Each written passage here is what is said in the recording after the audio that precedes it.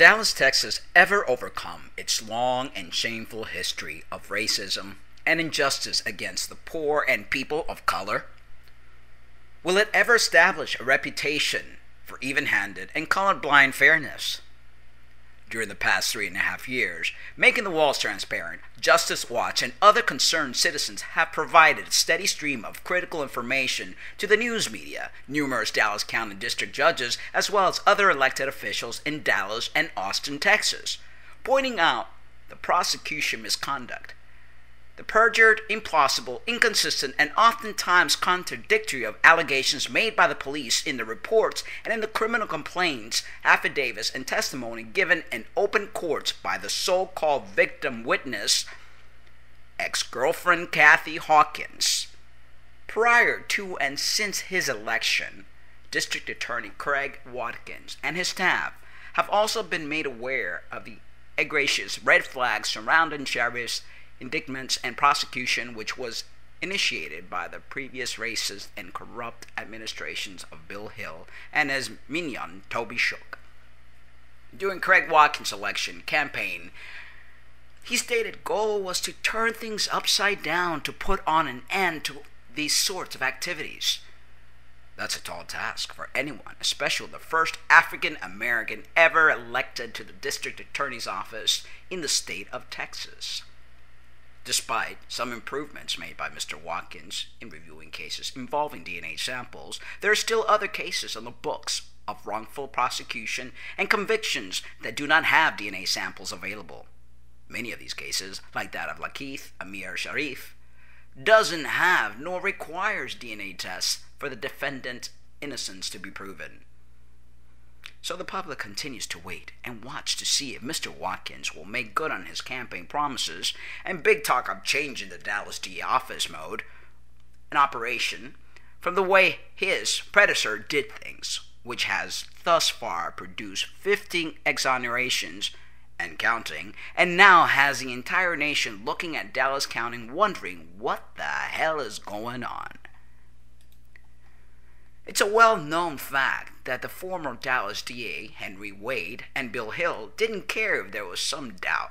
Their motto was, let's make sure we keep up our conviction rate.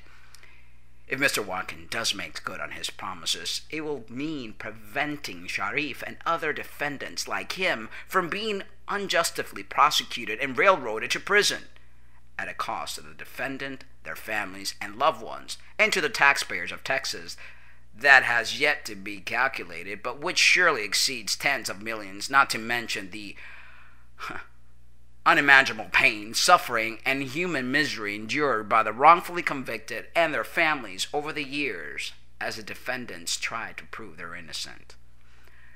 On April 21st, 2008, the name of Lakeith Amir-Sharif will join the ranks of Dallas County wrongfully convicted if District Attorney Watkins and the judges presently presiding over Sharif cases continue to sit back and ignore the many red flags hanging over Sharif's indictments, prosecution, and ineffective legal representation.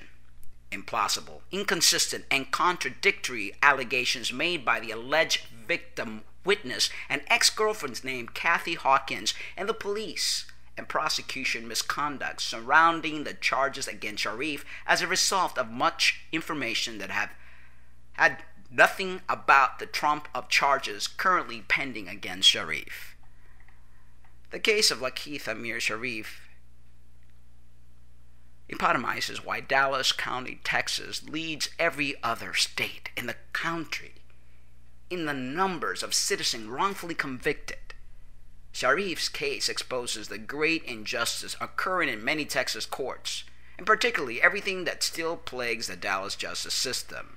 Example, who and why certain people get arrested and indicted, who and why certain charges are dismissed while other charges are prosecuted, the causes and effects of the unconstitutional, ineffective Dallas County indigent defense system, which provides legal representation to low-income defendants. Who goes to state jail or to TDCJ? The misconduct by police and prosecutors in order to gain convictions, the unethical and oftentimes oppressive behavior of certain judges, and finally, the human and civil right violations defendants are subjected to while awaiting trial due to the barbaric conditions confinement inside that Dallas County jail. If the Dallas County newly elected Sharif judges and district attorney honestly want to regain the respect and trust of the public and bring integrity to their office, then now is their chance to prove it. I believe this is the most opportune time for positive change in Dallas justice system with a man like DA Craig Watkins at the helm. It's time our elected officials in Dallas and Austin to do the right things necessary to distance the Dallas County and state of Texas from its historical course of racial and judicial injustice. Nothing less will do. So come on, let's free Sharif.